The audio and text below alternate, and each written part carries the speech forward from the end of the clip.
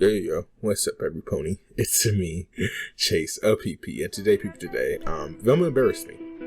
Velma embarrassed me. You don't have to be alone again. Could I take you by the hand and never go? Would I tell you? Okay, so if you guys do not know, there's been this hit animated adult cartoon that came out called Velma, which I'm sure everybody loves.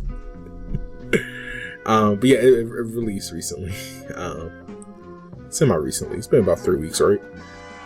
To not the greatest response.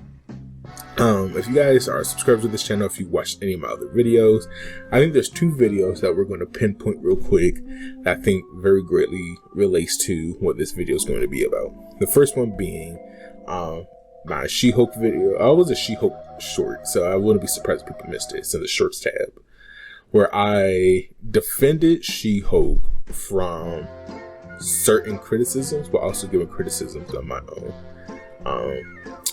And She-Hulk and Velma are in the same boat of, I don't mind if you criticize this show. I really don't, because I don't think it's good. I didn't think either shows were good. My problem is people who gas it too much, or are just very, where their critiques just feel like there's an ulterior motive to it. The second video being the first Velma video I made, where I had to, I'm saying I had to. Someone was saying how woke Velma was trying to be before it came out, and I had to defend it because I think he was making bad points. That being said, Velma came out, and what happened, and I'm not surprised about what happened. That being, everyone's been gassing it, and everyone's been critiquing shit that just didn't really have to be critiqued. If you want to say you don't like the art style, that's fine. If you don't like the jokes, that's fine. All of that is completely fine to me.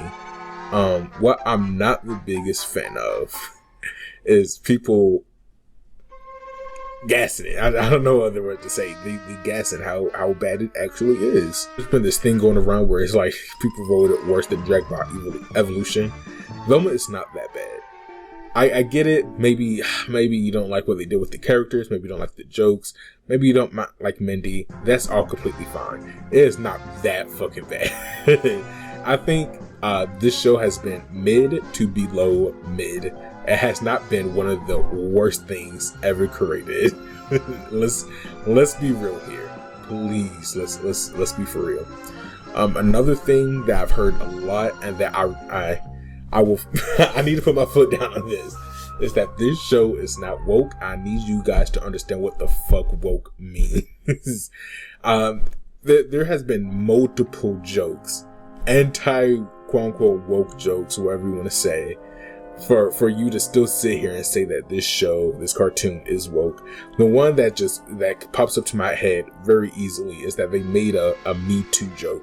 I can't remember what it was specifically, but I do remember for a fact that they did make a Me Too joke, which is fine. It was funny, whatever, or whatever, however you feel about it.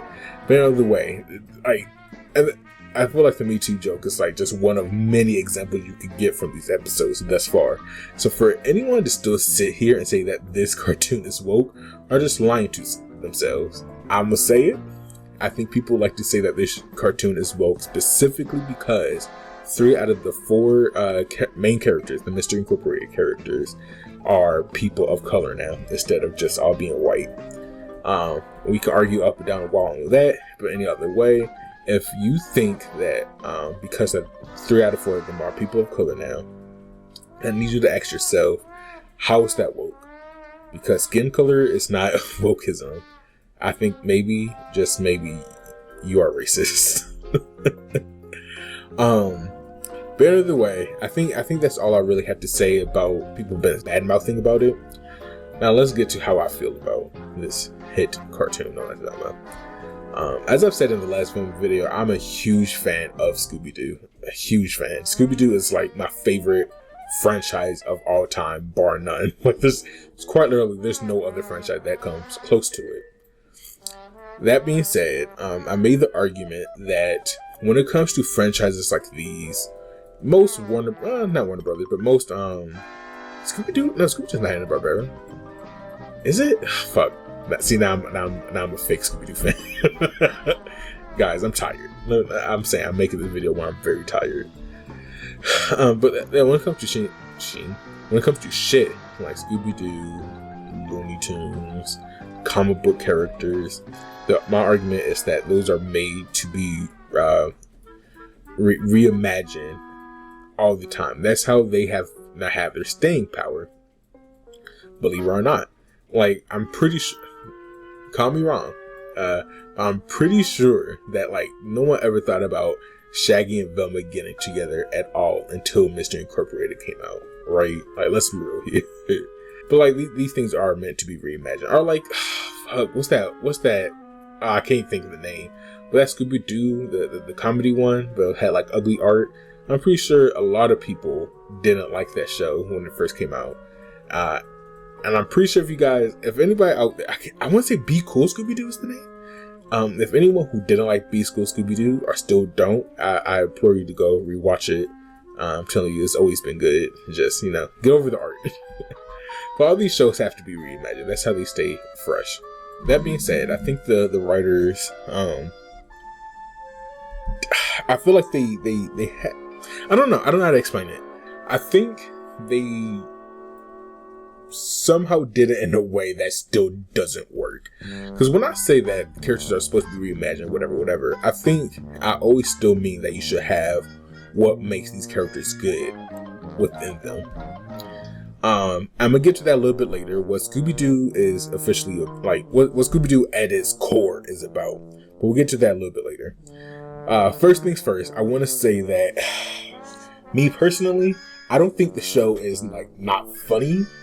Like, I definitely have laughed a few times watching the show. For comparison's sake, I don't laugh at all at like majority of any other shows. Bob's Burgers, Family Guy, American Dad somehow always gets me. BoJack Horseman, if you want to count that as a comedy, which it is, but I don't really laugh that much with that. F is for Family, whatever you want to say. Most comedy shows just usually don't make me laugh, so I will applaud them that they have made me laugh at least like twice an episode. I'll give them that. Fred is my favorite character in this. I think he is I honestly do think he's pretty funny. I can't lie, I think Fred is pretty funny. And then a toss up between Norville